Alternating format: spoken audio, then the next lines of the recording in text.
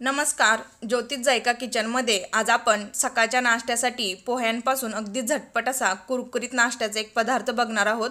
सकाळी आपण सहसा पोहे किंवा उपमाच खात असतो, त्यामध्ये आज आपण पोहेच वापरून अगदी झटपट असा नाश्त्याचा एक पदार्थ बघणार आहोत। तर रेसिपी बनवण्यासाठी इथे मी एक मोठी वाटी पोहे घेतलेले आहेत। आपण ज्याचे कांदे पोहे बनवतो तेच पोहे इथे मी वापरलेले आहेत। पोहे आता आपण स्वच्छ पाण्याने धुवून घ्यायचे आहेत। तर इथे मी 2 ते 3 वेळा पोहे स्वच्छ धुवून घेणार आहे। अगदी झटपट खायला अतिशय कुरकुरीत असा हा नाश्ता लागतो। तर ही रेसिपी तुम्ही घरी नक्की ट्राय करून पहा। तर पोहे देखील मी 2 वेळा व्यवस्थित धुवून घेतल्यानंतर यामध्ये आपण 3 ते 4 चमचे पुन्हा पाणी घालून 10 मिनिटे झाकण ठेवून हे पोहे आपण व्यवस्थित भिजून घेऊया। तर पोहे आपले व्यवस्थित भिजत आहेत, त्यासाठी आपण इथे खरडा बनवणार आहोत। तर इथे एका मिक्सरच्या भांड्यामध्ये 2 हिरव्या मिरच्या, कोथिंबीर, 2 चमचे शेंगदाणे आणि 2 लसणाच्या पाकळ्या घालून पाणी न घालता आपण याचं वाटण करून घ्यायचं आहे। तर इथे बघू शकता पाणी न घालता याचं मी असं वाटण करून घेतलेलं आहे। तर हा खरडा घातल्यामुळे आपण जो नाश्ता बनवणार आहोत त्याची चव खूप मस्त लागते। तर अशाच प्रकारे हा नाश्ता तुम्ही भाकरीबरोबर देखील खाऊ शकता, खायला खूप मस्त असा लागतो।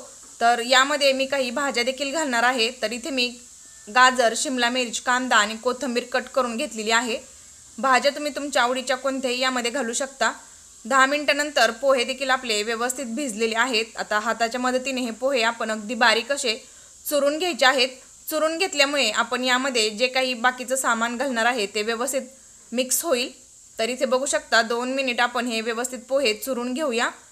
पोहे आपले व्यवस्थित चुरून झालेले आहेत। आता यामध्ये आपण सुरुवातीला जो मिरचीचा खरडा बनवलेला तो संपूर्ण खरडा यामध्ये घालायचा आहे। खरडा बनवताना यामध्ये आपण जे शेंगदाणे घातलेले आहेत ते थोडेसे आपल्याला ओबडधोबडच ठेवायचे आहेत, जेणेकरून नाश्ता खाताना त्याचे क्रंच खूप दाताखाली आल्यावरती मस्त लागतात। आता यामध्ये आपण कट केलेल्या सगळ्या भाज्या घालायच्या आहेत। तर भाज्या यामध्ये तुम्ही तुमच्या आवडीच्या कोणत्याही घालू शकता, किंवा भाज्या नाहीत घातल्या तरी देखील हा नाश्ता खायला खूप मस्त लागतो। सगळ्यात शेवटी यामध्ये आपण पाववाटी बेसन पीठ घालणार आहोत। बेसन पीठ वापरायचं नसेल तरी देखील तुम्ही यामध्ये तांदळाचं पीठ घालू शकता, किंवा नुसतं पोहे वापरून देखील तुम्ही हा नाश्ता बनवू शकता। चवीनुसार यामध्ये मीठ घालायचं आहे आणि 1 चमचा जिरं घालायचं आहे। तर एवढंच साहित्य इथे आपल्याला लागणार आहे। तर तुम्ही बघू शकता अगदी हेल्दी असा हा नाश्ता आहे, कारण आपण यामध्ये भरपूर भाज्या घातलेल्या आहेत। तुम्ही मुलांच्या डब्याला देखील अशा प्रकारची रेसिपी बनवून देऊ शकता। आता यामध्ये आपण अगदी थोडंसं पाणी घालून याचं आपल्याला बॅटर बनवून घ्यायचं आहे। तर घट्टसर गोळा आपण इथे बनवून घेणार आहोत। तुम्हाला ही माझी रेसिपी आवडली तर चॅनलला लाईक आणि सबस्क्राईब करायला विसरू नका।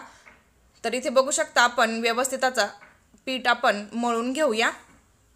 पीठ देखील आपलं व्यवस्थित मळून तयार झालेलं आहे। हाताला आपण थोडंसं तेल लावून घ्यायचं आहे आणि तेल लावल्यानंतर पिठामधील एक छोटासा गोळा काढून घ्यायचा आहे। तर इथे तुम्ही टिक्की बनवू शकता, किंवा तुमच्या आवडीनुसार कोणताही शेप इथे तुम्ही बनवू शकता। तर इथे बघू शकता आपण अशा प्रकारे चौकोनी शेप बनवून घेणार आहे। दिसताना आणि खाताना देखील हा नाश्ता खूप मस्त दिसतो। तर इथे अशा प्रकारे आपला हा शेप बनवून तयार झालेला आहे। आता या नाश्ता खायला अजून छान क्रिस्पी व्हावा यासाठी इथे मी याच्यावरती पांढरे तीळ लावणार आहे। पांढरे तीळ लावल्यामुळे हा नाश्ता दिसताना आणि खाताना देखील खूप मस्त असा लागतो। तर तुम्ही बघू शकता किती मस्त असा आपला नाश्ता बनवून तयार झालेला आहे। तर उरलेल्या पिठाचे देखील आपण अशाच प्रकारे सगळा नाश्ता बनवून घेऊया। तर तुम्ही बघू शकता नेहमीच आपल्याला पोहे आणि उपमा खाऊन कंटाळा आलेला असतो।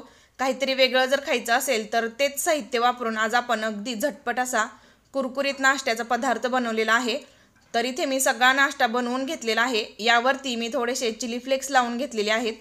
तर तुम्ही बघू शकता किती मस्त असे आपले कटलेट बनवून तयार झालेले आहेत। आता आपण हे तेलामध्ये तळून घेऊया। गॅसवरती एका कढईमध्ये मी तेल गरम करत ठेवलेलं आहे। तेल आपल्याला जास्त कडकडीत गरम करून घ्यायचं नाही। यामध्ये आपण बेसन पिठाचा वापर केलेला आहे, नाहीतर बेसन पीठ आपलं आतून तसंच कच्चं राहील। तर मीडियम फ्लेमवरती आपण हा नाश्ता व्यवस्थित भाजून घेणार आहोत। तर तुम्ही बघू शकता, आणि हा नाश्ता भाजण्यासाठी आपल्याला जास्त वेळ देखील लागत नाही। अगदी जेमतेम 5 मिनिटामध्ये हा नाश्ता भाजून तयार होतो। तर आता आपण हे पलटी करून घेऊया आणि दुसऱ्याही बाजूने छान रंग येईपर्यंत आपण भाजून घ्यायचे आहेत। तर तुम्हाला ही माझी रेसिपी कशी वाटली हे मला कमेंटमध्ये नक्की सांगा। त्याचबरोबर आवडली असेल तर चॅनलला लाईक आणि सबस्क्राईब करायला विसरू नका। तर दोन्ही बाजूने आपला नाश्ता व्यवस्थित भाजत आलेला आहे। आता आपण पलटी करून दुसरीही बाजू व्यवस्थित भाजून घ्यायची आहे। तर हा नाश्ता तुम्ही हिरव्या चटणी बरोबर खाऊ शकता, किंवा केचप बरोबर, नुसताच खाल्ला तरी देखील खूप मस्त लागतो। तर दोन्हीही बाजू छान गोल्डन रंग येईपर्यंत मी भाजलेले आहेत। आता आपण काढून घेऊया। तर तुम्ही बघू शकता याला रंग किती सुरेख आलेला आहे। तर आता आपण एका प्लेटमध्ये काढून घेऊया। तर अगदी कुरकुरीत असे आपले हे कटलेट बनवून तयार झालेले आहेत। तर ही रेसिपी तुम्ही घरी नक्की ट्राय करून पहा। आता आपण यातली एक टिक्की मी तुम्हाला कट करून दाखवते। तर तुम्ही बघू शकता मस्त असा कुरकुरीत नाश्ता तयार झालेला आहे। रेसिपी जर आवडली तर चॅनेलला लाईक आणि सबस्क्राईब करायला विसरू नका। धन्यवाद।